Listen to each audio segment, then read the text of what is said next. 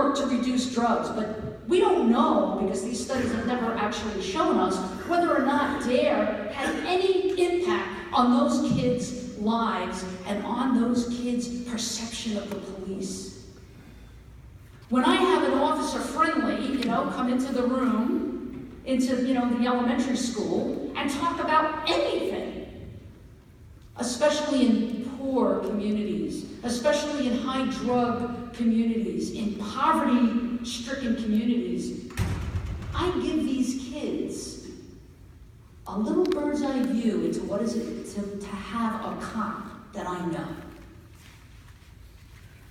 So I would say give DARE another chance. CompStat, how many of you heard of CompStat? CompStat is something that's comparative statistics, and it's usually about lowering the guns, raising the arrest record, lowering crime, and it's holding commanding officers accountable. In New York, we added a component to that to measure the quality of police-community relations. We did it qualitatively through town halls. So we had scribes from the police department, from community affairs, writing down what were the themes, what were the emerging themes at these town halls, so that it wasn't enough to just reduce crime in the neighborhood. It wasn't enough, right, to implement zero tolerance policies. We wanted to see, how did the people react to their police department? And so using CompStat strategies, we were able to at least look at it. I'm not going to tell you that NYPD was great, because NYPD was under investigation, just like Baltimore was.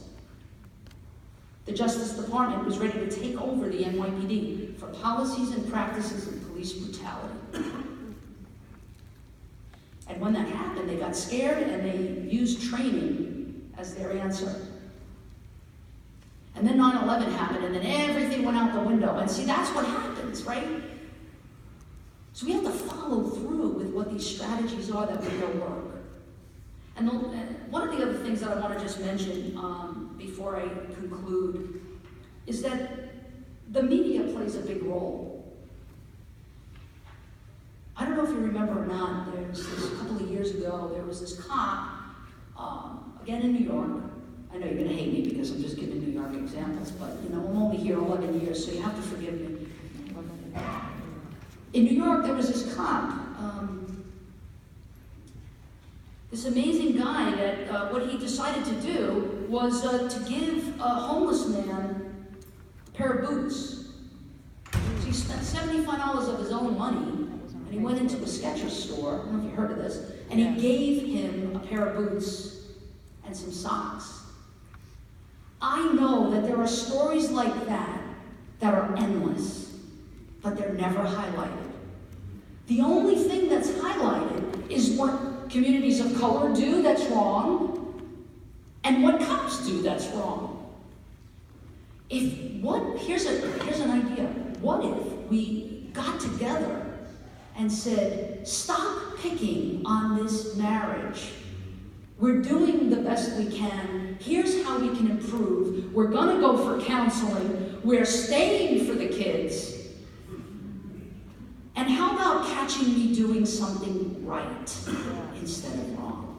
I think that if we pull our resources together, and this meeting is an example that you care enough, to make a difference and to make things change.